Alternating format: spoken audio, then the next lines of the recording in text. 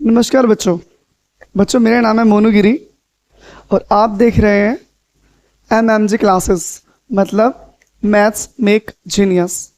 और बच्चों master MG classes में आपका स्वागत है। आज बच्चों हम क्लास 9 का बहुत ही इम्पोर्टेंट चैप्टर जिसका नाम है लाइन्स एंड एंगल्स ये सीखेंगे, मतलब इसका इंट्रोडक्शन पढ़ेंगे ढंग से। और चैप्टर 9 है क्लास 9 है, चैप्टर 6 है बच्चों, तो ध्यान समझना। यही चैप्टर सेम 10th में भी है और इससे बहुत सारी चीज़ें मिलती जुलती होंगी आपके पास। तो इस चैप्टर को ध्यान से, बहुत ही ध्यान समझना। मैथ्स समझते हैं बच्चों, सीखते हैं ना कि रटते हैं। तो चलो समझते हैं मैथ्स को। बेटे इसमें पहले टर्म्स दिए हैं, रेखाएं तथा कोण, लाइन्स एंड एंगल्स।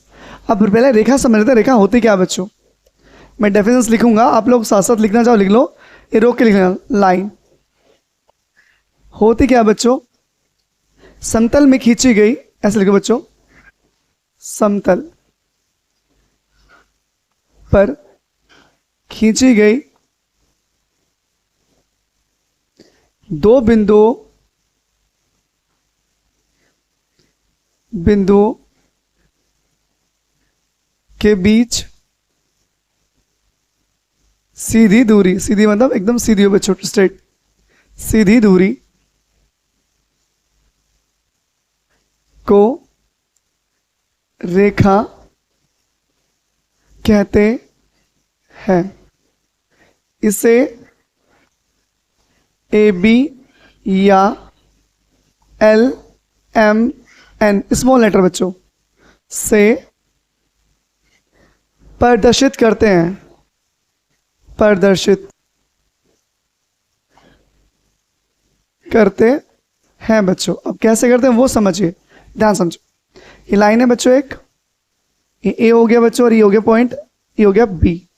तो इसे बोलेंगे रेखा AB। क्या बोलेंगे? रेखा AB, रेखा AB या लाइन रेखा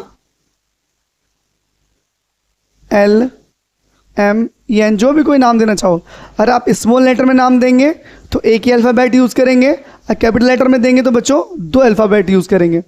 लाइन बेटे होती क्या है? जिसको आप इन मतलब कहते हैं बच्चों, जिसकी कोई लिमिट ना हो। आप इस साइड भी लिमिटेड बढ़ा दो, इस साइड भी अनलिमिटेड इंक्रीज कर दो, तो उसे बोलते हैं बेटे लाइन। सही है। अब अगर मैं इसे कोई फिक्स पोर्शन कर दूं बेटे, फिक्स पोर्शन, ये फिक्स पोर्शन हो गया इस लाइन का। मैंने यहाँ पर ए कर, चलो ए भी है दो, ए भी है दो बच्चों। अगर किसी भी रेखा के दो अंत बिंदु होंगे भाई, एक fix portion of a line, a fix portion of a line, that is called line segment. सुनिए बच्चों, रेखाखंड, रेखाखंड बच्चों, line segment, line segment, a fix portion of a line that is called line segment. क्या बच्चे?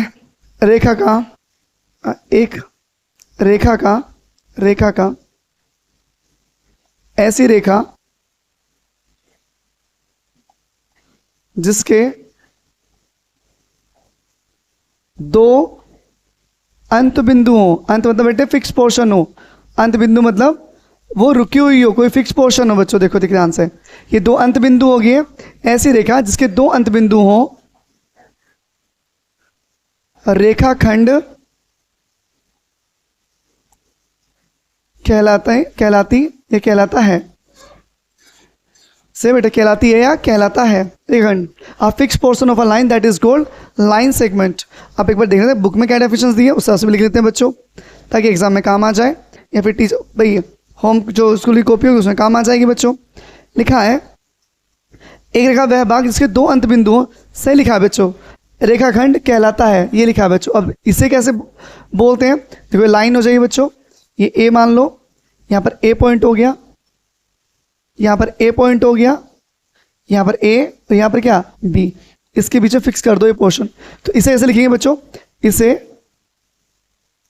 A B ऊपर लगा दो, इस तरह से ऊपर लगा दो बच्चों, इस तरह से। रेखा को चाहो तो ऐसे लिखते हैं, रेखा को आप ऐसे भी लिख सकते हो बच्चों, ऐसे, मतलब ये दोनों साइड बढ़ रही है अनलिमिटेड, कहीं रुकने का नाम नहीं ले रही बच्चों। इसे बोलते हैं लाइन सेगमेंट बेटे। इसे ए बी के ऊपर रेखा से प्रदर्शित करते हैं बच्चों। इसे ए बी के ऊपर रेखा खींच दोगे तो उससे प्रदर्शित करते हैं बच्चों। इतना समझ में आया, रेखा समझ में आ गई, रेखाखंड समझ में आ गया। अब समझेंगे बेटे किरण। किरण किसे कहते हैं बच्चों? इससे मैं रेफ कर रहा हूँ दोनों चीज़ों को, आप नोट्स बनाना अच्छे से बच्चों कॉपी में, ठीक है। ये पूरे चैप्टर का बच्चों मतलब 7.1 जो है बेटे उसका इंट्रोडक्शन है, ताकि आप जब एक्सरसाइज समझो तो कोई दिक्कत ना आए आप लोगों को। इसलिए ये समझना बहुत ज़रूरी है कि कह क्या रहा है चैप्टर बच्चों। नेक्स्ट पॉइंट है किरण। किरण बच्चों इसे बोलते हैं इंग्लिश में रे। क्या बोलते हैं? रे बोलते हैं बच्चों, ठीक है। इसे लिखेंगे बच्चों, रेखा का वह भाग, रेखा का वह भाग जिसका एक अंत बिंदु हो। बच्चों जिसका फर्स्ट पॉइंट तो पता हो, लास्ट पॉइंट ना पता हो बच्चों, हो एक किरण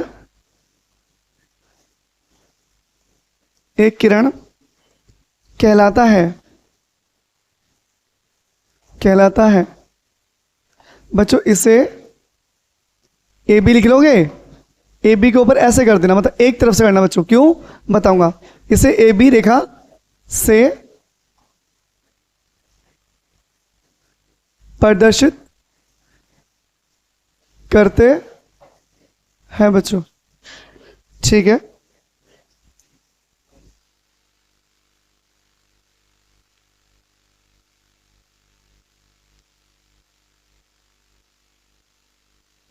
सही भाई, इसे बोलते हैं किरण। मानो सूरज है बच्चों, सूरज निकला, यहां से किरण चली, धूप की चली बच्चों, ये सूरज है। देखो आपको फर्स्ट पॉइंट तो पता है, जहां से ही चल रहा है, जहां तक जाएगा वो नहीं पता बच्चों। तो रे उसे बोलते हैं बेटे जिसका पहला बिंदु तो पता हो, एक बिंदु पता हो, दूसरा बिंदु ना पता हो। मतलब फर्स्ट पॉइंट पता हो, लास्ट पॉइंट ना पता हो। जैसे आप लाइट जला देंगे, लाइट जली, आपको पता फर्स्ट पॉइंट यहाँ पर है, लाइट जल चुकी है। अब ये कहाँ तक जाएगी इसका कोई अंदाजा नहीं है आपको, कहाँ तक पहुँचेगी। इसे बोलते हैं बेटे किरण। क्या बोलते हैं? किरण। चाहो तो इसे आप ऐसे बना सकते हैं, यहाँ से खींच दो इस तरह से, ये ए हो गया और ये क्या हो गया? बी हो गया। इस तरह से बना सकते हैं आप लोग। ये होगी बच्चों किरण। अब बात करते हैं बालकों, कुछ बिंदु हैं वो भी समझ लीजिए। देखो दो तीन पॉइंट है वो भी समझिए। एक है बच्चों सररेख बिंदु,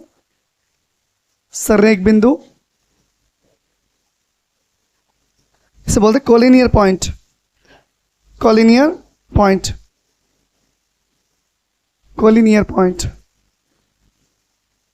समझ जरूरी, लिखो मत पर समझना बहुत जरूरी है। देखो बालकों, मानो आपका घर जिस लाइन में है और आपके दोस्त का घर भी उसी लाइन में है, एक और दोस्त का घर भी उसी लाइन में है, तो बेटे उन्हें बोलते हैं सररेख बिंदु। क्या बोलते हैं? Collinear point. यानी कि एक ही रेखा पर स्थित बिंदु को बोलते हैं सररेख बिंदु। जैसे मानो ये एक रेखा जा रही है, इस पर एक पॉइंट यहाँ हो गया, एक पॉइंट यहाँ हो गया, एक पॉइंट यहाँ हो गया, ये तीनों एक ही रेखा पर है, तो बोलेंगे सररेख बिंदु से बेटे कोलिनियर पॉइंट। और एक पॉइंट यहाँ हो जाए, बी यहाँ हो जाए, सी यहाँ हो जाए, अलग अलग हो जाए बेटे, तो इन्हें बोलेंगे नॉन कोलिनियर पॉइंट, मतलब असरेख बिंदु। क्या बोलेंगे? असरेख बिंदु। अब इनके बारे में लिखते हैं, ध्यान से लिखना बच्चों, समझ तो गए होंगे। यदि 3 या अधिक बिंदु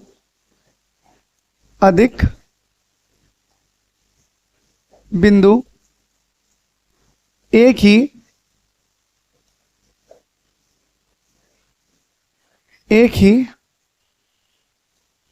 रेखा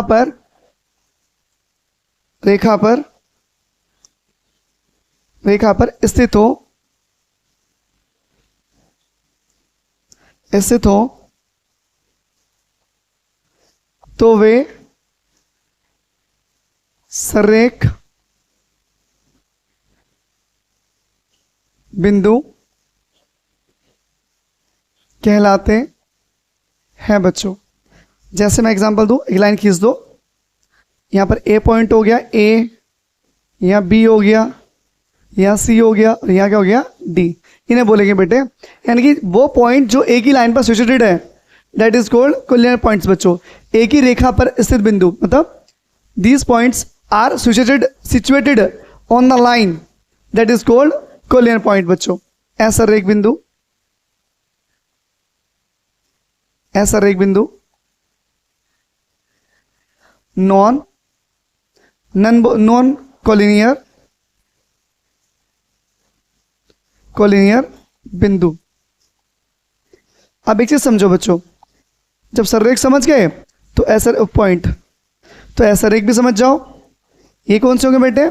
ये वो हो जाएंगे भाई, एक ही लाइन पे ना स्थित हो उसे बोलेंगे ऐसा रेख। एक ही लाइन पे स्थित है तो सररेख, एक ही लाइन पे नहीं है तो ऐसा रेख। ये बेटे एग्जाम में एमसीक्यूज बन के आ सकता है, जब 20 एमसीक्यूज आएंगे आपके एग्जाम में। ठीक है, सिंपल लिख दो, ये लिख दो सही, अन्यथा अन्यथा वे ऐसा रेख बिंदु नॉन कॉलिनियर पॉइंट कहलाते हैं बच्चों। अगर एक ही रेखा पर है तो सररेख, एक ही रेखा पर नहीं है तो ऐसा रेख। तीनों या तीन से अधिक बिंदु, दो नहीं बेटे, तीन या तीन से अधिक हो और वो एक ही रेखा पर स्थित हो बच्चों, उन्हें बोलेंगे सररेख। इनसे ज्यादा होंगे तो भी सररेख होंगे, इनसे कम होंगे तो बच्चों नहीं माने जाएंगे। दो में नहीं कंपेरिजन, तीन में बच्चों। और एक ही रेखा पर होंगे सररेख, जैसे एक ही रेखा पर है, एक से अलग हो जाएंगे तो हो जाएंगे असररेख। ये डेफिनेशन से लिख लेना बच्चों, नोट्स बन जाएंगे अच्छे आप लोगों के। और जो आपकी क्लास टीचर है, एक टीचर है मैथ्स के, वो भी खुश हो जाएंगे कि आप बच्चे ने अच्छा नोट्स बना रखे हैं कॉपी के अंदर। और इससे आपकी समझ भी बढ़ेगी कि आपको कैसे चैप्टर पढ़ना है। नेक्स्ट है बच्चों कोण।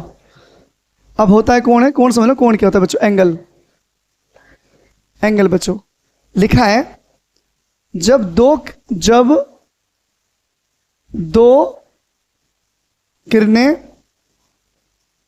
किरणें एक ही अंत बिंदु से प्रारंभ होती हैं, प्रारंभ होती हैं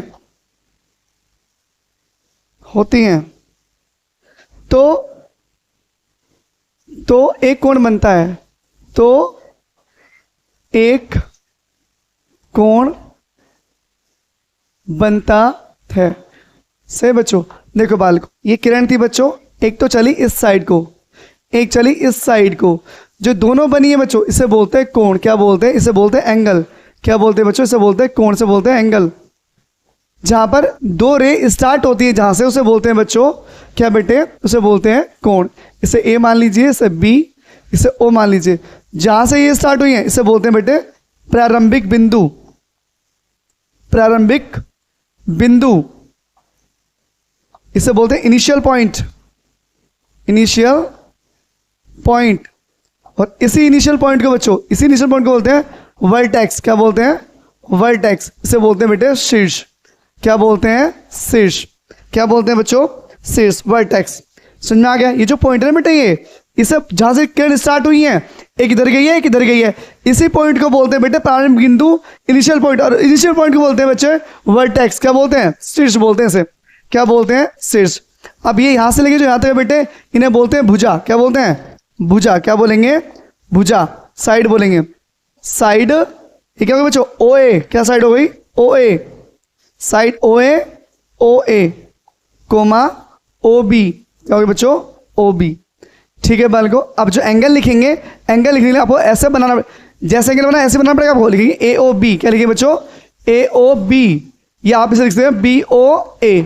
ये तो ए ओ बी लिख लो या बी ओ ए लिख लो। जहां भी एंगल बनता है बच्चों, जहां भी एंगल ड्रॉ होता है, उसे आप बीच में रखेंगे, हमेशा कहाँ रखेंगे? बीच में। इन्हें बोलते हैं एंगल। क्या बोलते हैं? एंगल। क्या बोलते हैं? एंगल। इसे बोलेंगे कोण। क्या बोलेंगे? कोण। समझा बच्चों? जो बीच में होता है बेटे कोण, वहां बनता है। समझ गए आप लोग? तो ये था इसके बारे में छोटी जानकारी। अभी आगे चलेंगे, अभी और भी चीजें हैं इसमें लिखने के लिए। इतना लिख लिया बच्चों, मैं सिर्फ कर रहा हूं। अब लिखेंगे हम कोणों के प्रकार बच्चों। कोणों के प्रकार सिंपल से लिखा बहुत अच्छे से। चलो कर दो ना बच्चों। और उन्हीं कोणों के प्रकार के आधार पर बनते हैं बेटे त्रिभुज। क्या बनते हैं? त्रिभुज। वो आगे जाके समझेंगे, पहले इसमें लाइंस एंड एंगल समझ लो। पहले कोण। अब लिखेंगे बच्चों कोणों के प्रकार। कोणों के प्रकार, types of angle, types of angles. से बच्चों क्या होते हैं, पहला फर्स्ट पॉइंट देखेंगे बच्चों, एक होता है न्यून कोण। क्या होता है बेटे, न्यून कोण। अब आप बोलोगे सर ये बने कैसे, बच्चों ने मेजर किया गया, नापा गया, नापने के आधार पर इनको अलग अलग बोला गया। जैसे आप लोग दूध लेने जाओगे, बोलेगा भाई 250 ग्राम दे दो, आधी किलो दे दो, 1 किलो दे दो, 3 पा दे दो, ऐसे बोलते हैं बेटे। तो किसके आधार पर बोलते हैं, वो बोलते हैं आप नापने के आधार पर। तो ऐसे बच्चों इन्हें भी बोला गया नापने के आधार पर, भाई ये इतना नापा गया इसे ये बोलेंगे, ये इतना नापा गया इसे ये बोलेंगे। अब ऐसी न्यून कोण बच्चों, न्यून कोण कैसा होता है समझिए ध्यान से। ये थीटा मान ले, थीटा इसे बोलते हैं थीटा। इसे ओ डालेंगे बच्चों वर्टेक्स से, ये ए हो गया और ये क्या हो गया बच्चों, बी। तो लिखेंगे जहां थीटा का मान, थीटा का मान, ये कोण का मान, जहां कोण का मान 90 डिग्री से छोटा हो, छोटा हो, वैल्यू ऑफ थीटा, ये value of angle, value of theta is less than 90 बच्चों। कितना बच्चों, वो कोण जो 90 से छोटा हो उसे बोलेंगे बच्चों न्यून कोण। क्या बोलेंगे, न्यून कोण। दूसरा बच्चों आता है समकोण। समकोण इसे इंग्लिश में बोलते हैं बेटे एक्यूट एंगल। क्या बोलते हैं, एक्यूट एंगल। क्या बोलते हैं, एक्यूट एंगल। ठीक है, बोल अब बता समकोण, इसे बोलते हैं राइट एंगल बच्चों। क्या बोलते हैं, राइट एंगल। अब बताओ राइट एंगल कैसे बनेगा, देखो मैंने ऐसे खड़ा हूं, मैंने कहा टर्न राइट, टर्न राइट, तो आप ऐसे राइट हो जाओगे, मतलब आप ऐसे थे पूरे ऐसे घूम जाओगे। तो ध्यान से बच्चों जो बनेगा ये बनेगा बिल्कुल स्ट्रेट करके इस तरह से, ये बनेगा इस तरह से, ये ओ हो गया, ये ए हो गया और ये बच्चों बी हो गया। यहाँ पर ये थीटा है बच्चों, थीटा 0 से हो जाएगा 90। जब भी किसी कोण का मान 90 डिग्री हो जाता है तो वह समकोण बन जाता है। तो लिखेंगे जहां थीटा का मान, ये कोण का मान 90 डिग्री के बराबर हो, के बराबर हो या बराबर 90 ही हो, बराबर हो, where value of theta, value of theta is 90 degree. कितना बच्चों, 90 डिग्री। कितना बच्चों, 90 डिग्री। दो चीज समझ में आ गई, न्यून कोण 90 छोटा, समकोण 90 के बराबर, मतलब 90 डिग्री। समकोण समझ में आ गए बच्चों, दो समझ आए बेटे। ये चीज ध्यान रखना, पेपर में पूछ लेगा एमसीक्यूज में कि समकोण कितने का होता है, न्यून कोण कितने का होता है। तो न्यून कोण होता है बेटे 90 से छोटा, ऑप्शन में देगा वो 90 से बड़ा, 90 के बराबर, 90 छोटा, 90 बराबर 0, ऐसे बोलेगा बच्चों। तो आप लोग समझ जाना कि 90 छोटा होगा तो न्यून कोण होगा, एक्यूट एंगल होगा, और 90 डिग्री तो बेटे राइट एंगल होगा, वो क्या होगा, समकोण होगा। अब बच्चों नेक्स्ट हमारे पास ऑब्ट्यूज एंगल। क्या बच्चों, ऑब्ट्यूज एंगल, ऑब्ट्यूज एंगल, इसे बोलते हैं बेटे अधिक कोण। क्या बोलते हैं, अधिक कोण, अधिक कोण बच्चों। ये जो होता है बेटे इस तरह से होगा, ये इस तरह से ऐसे बना दीजिए। होता क्या बेटे, ये जो एंगल है हमारे पास ओ ए बी, मैं यही लिख दूं उसके बारे में, यही देख लोगे ना बालकों, यहीं पे देखना ध्यान से, यही लिख लो उसके बारे में। जहां थीटा का मान 90 डिग्री से बड़ा हो, से बड़ा, तथा 180 डिग्री से छोटा हो, छोटा हो, छोटा हो। भाई थीटा वन 90 से बड़ा हो और 180 से क्या हो, छोटा हो, तो उसे बोलेंगे बेटे ऑब्ट्यूज एंगल, अधिक कोण। Where value of theta, value of angle ले सकते हैं आप लोग, value of theta is more than 90 and less than 180 से बच्चों इसे बोलते हैं ऑब्ट्यूज एंगल, अधिक कोण। समझ गए बाल को। नेक्स्ट है आपके पास स्ट्रेट एंगल। क्या बच्चों, स्ट्रेट एंगल कौन सा है, स्ट्रेट एंगल, उसे बोलते हैं बेटे अधिक कोण, सॉरी उसे बोलते हैं ऋजु कोण। क्या बोलेंगे बच्चों, ऋजु कोण। दिया है कहीं, लिखा है बाल को, मिल जाओ भाई कहीं मिल जाओ तो। अच्छा यहाँ लिखेंगे, सारे लिखेंगे बालों से लिखा है बच्चों सब कुछ। अगर आपको एक लाइन सीधी मिल जाए बिल्कुल सीधी, मैं लिख दूं पहले अधिक कोण, इसे बोलेंगे बच्चों ऋजु कोण, ऋजु कोण। स्ट्रेट एंगल, बिल्कुल सीधी रेखा, सीधी। इसकी जरूरत बहुत ज्यादा पड़ेगी बच्चों, से ध्यान समझना, इसे बहुत ज्यादा जरूरत पड़ेगी, बहुत ही ज्यादा। ये ओ है, ये ए है और ये क्या है, बी है। जहां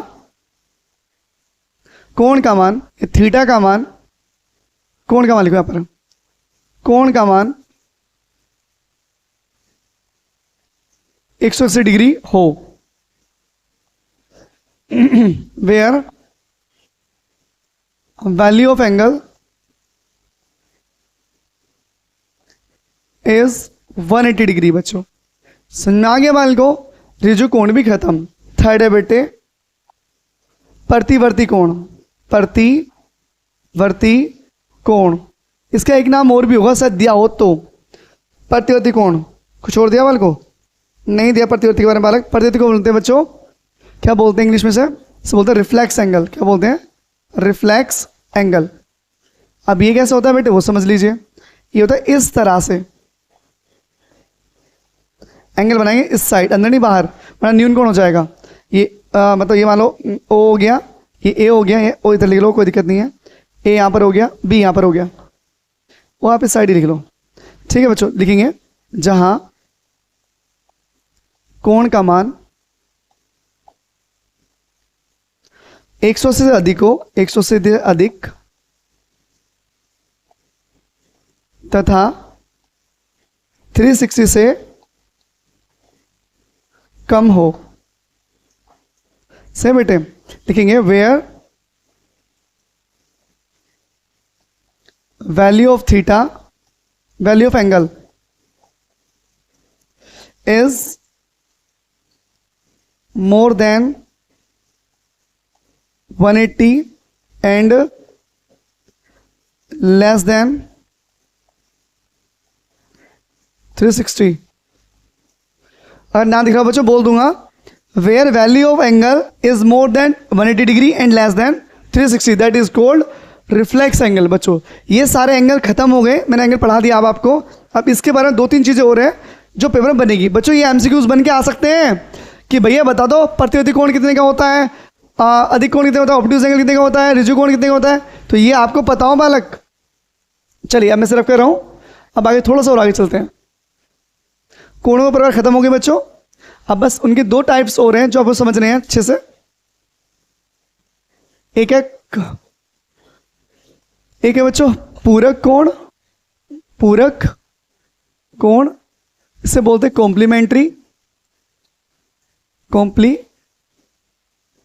एंगल। बेटे जहां भी दो कोण हो और उन दोनों कोण हो जाए बेटे 90 डिग्री। बच्चों दो कोण है बस, एंगल ए है और एंगल बी है, और इन दोनों का सम कितना हो जाए 90, तो बच्चों ये कोण होंगे आपके पूरक कोण। जहां दो कोणों का योग, दो कोणों का योग,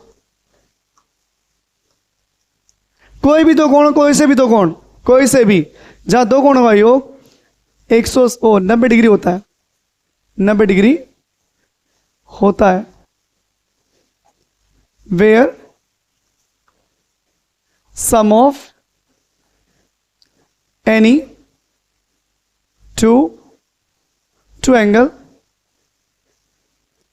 is 90 degree, that is called complementary angle. बच्चों क्या है, कॉम्प्लीमेंट्री एंगल। नेक्स्ट है बच्चों सप्लीमेंट्री एंगल। क्या बच्चों, संपूरक कोण। दूसरा है यानी कि जब भी दो कोण देगा और दोनों कोण कितने हैं बच्चों, मतलब ऐसे मान लो, चलो लो ये बना दो, ये बन गया, ये जो बन गया बालक, ये जो बने हैं आपस में, ये जो बने हैं ये बच्चों कैसे हैं, ये कॉम्प्लीमेंट्री है। आप दोनों जोड़ो तो कितना बैठेगा 90 डिग्री। क्या बैठेगा 90 डिग्री। अगर दो एंगल दे दिया आपको और दोनों का क्या देते बच्चों, योगफल देने कहते, बोल दे कि ये दोनों, हम बोले ऐसे बोलते 2x प्लस 3x, दो कोण दे दिए। इन दोनों दो कोण है जो कोटि पूरक है, दोनों बस ओ सब पूरक है बच्चों, दोनों क्या है कॉम्प्लीमेंट्री एंगल है, पूरक कोण है, तो इन दोनों सम कितना हो बच्चों 90 हो। ये बात ध्यान रखना, बस ये समझाने वाली बात थी। यहां से x की वैल्यू निकाल लो, काम खत्म। ठीक है बाल को, ये था किसके बारे में, कॉम्प्लीमेंट्री एंगल के बारे में। अब सप्लीमेंट्री एंगल, संपूरक कोण, संपूरक कोण। संपूरक कोण क्या होता है बच्चों, सप्लीमेंट्री कॉम्प्लीमेंट्री एंगल। सेम वही है बच्चों, यहां 90 तो हमारा 180 हो जाएगा, जहां दो कोणों का योग 180 डिग्री हो। वो कैसे कोण होंगे बच्चों? वे होंगे संपूरक। पे बोलेगा संपूरक कोण होते हैं, संपूरक कोण किसे कहते हैं? दो कोणों का योग 180 हो, दो कोणों का योग 90 हो, दो कोणों का योग 45 छोटा हो, दो कोणों का योग 0 हो, तो ध्यान बच्चों कितना हो? 180। Where sum of any two angle is 180 degree, 180 degree, that is called complementary और सप्लीमेंट्री एंगल। समझाएंगे बच्चों? जहां भी दो कोण हो और दोनों कोणों का कितना बैठ जाए? 180 हो जाए बच्चों, उसे बोलेंगे आप लोग। एग्जांपल देखो, एग्जांपल से ऐसे बना लो, चलो लो बना लो, ये यहां लिख लो simple, angle A plus angle B बराबर 90 डिग्री। यहां लिख लो angle A plus angle B बराबर 180 डिग्री। बस ये चीज समझ लो, ठीक है बालको? इससे आप ब्रैकेट में कर लीजिए। ये थोड़ा सा काम और था, अभी 2-3 डेफिनेशन हो रहा है, चैप्टर का इंट्रोडक्शन खत्म हो जाएगा लगभग। ठीक है बच्चों, 3 कोण और समझाने हैं, तीनों कोण में इंट्रोडक्शन पूरा खत्म, पूरे अच्छे से ढंग से। ठीक है, समझ चलो बच्चों, कर दो ना फिर से, ये भी खत्म। बच्चों इन्हें लिख लेना, कॉपी में नोट्स अच्छे बन जाएंगे, टीचर भी खुश हो जाएंगे देखिए कि हाँ भाई बच्चे ने कुछ मेहनत कर रखी है कॉपी में। डायरेक्ट क्वेश्चन मत लिख देना। चलिए क्या लिखा है? आसन कोण, आसन कोण इन्हें बोलते हैं बच्चों एडजस्ट एंगल, एडजस्ट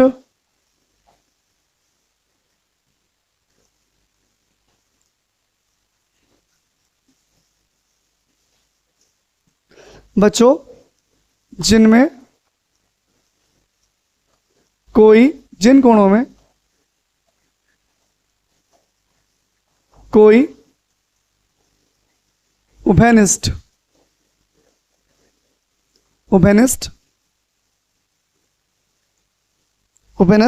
भुजा हो, उभयनिष्ठ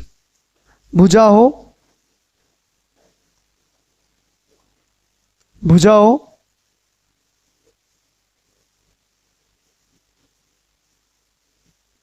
ठीक है, उभयनिष्ठ हो सिर्फ क्या बच्चों जिनमें एक बस भुजा हो, कोमा एक उभयनिष्ठ शीर्ष हो।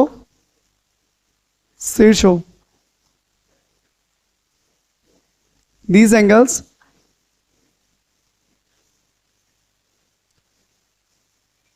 where is a common vertex or common side,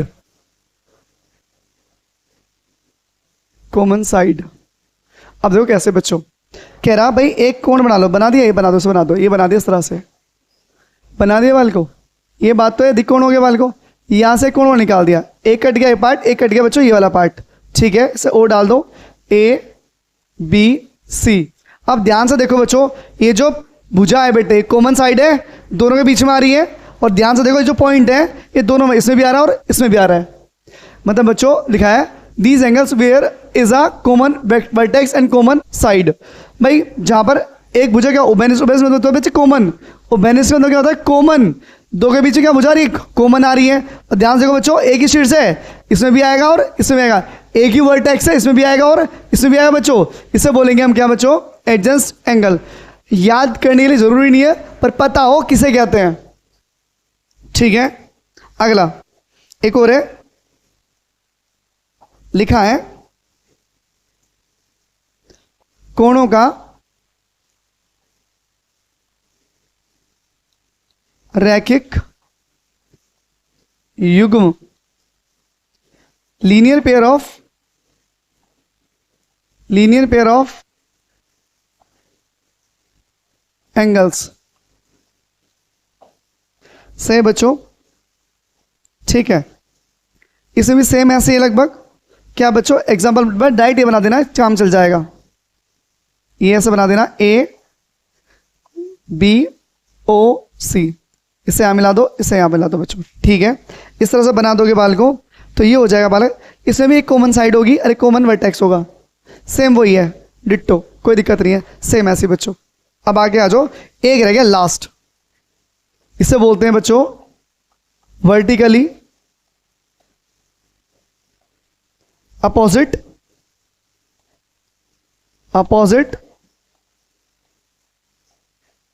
angle, इसे बोलेंगे शीर्षा अभिमुख कोण। बच्चों होते कैसे वो समझ लो। अगर सर पूछे ना भाई लीनियर पेयर ऑफ एंगल्स कैसे होते हैं, तो सेम में बोलते हैं सर, इसमें कॉमन साइड हो और कॉमन क्या हो, वर्टेक्स हो, काम खत्म। और आप आसन बोले तो भी काम कर जाएगा बच्चों। अब है शीर्षाभिमुख कोण, ये समझ लीजिए बच्चों। देखो दिख रहा है, देख लो भाई, दिख रहा है भाई, यहाँ तक तुम्हें नहीं दिख रहा, लास्ट है बच्चों ये, फिर खत्म हो जाए, दिख रहा है बच्चों यहाँ तक। आप समझो ध्यान से, ये लाइन AB मान लो, ये क्या बच्चों, ये A मान लो, ये मान लो B, ये C मान लो और ये मान लो बच्चों D। होता क्या है बाल को, अब मानो दो बंदे खड़े करो, एक मेरे पीछे खड़ा और एक मेरे सामने हो गया, तो हम दोनों सिर मिला दो आपस में, सिर या ये चीज़ मिला दो उसकी में से, यानी कि उसका मुंह साइड, मेरा मुंह साइड। तो ध्यान रखना बच्चों, ये एंगल हमेशा इसके बराबर होगा और ये एंगल बच्चों हमेशा इसके बराबर होगा। यानी कि इसे एंगल नंबर 1 डाल लो, 2 3 4, हमेशा 1 एंगल 2 के बराबर होगा और 3 एंगल बच्चों 4 के बराबर होगा। इन्हें बोलते हैं वर्टिकली अपोजिट एंगल, शीर्षा अभिमुख कोण।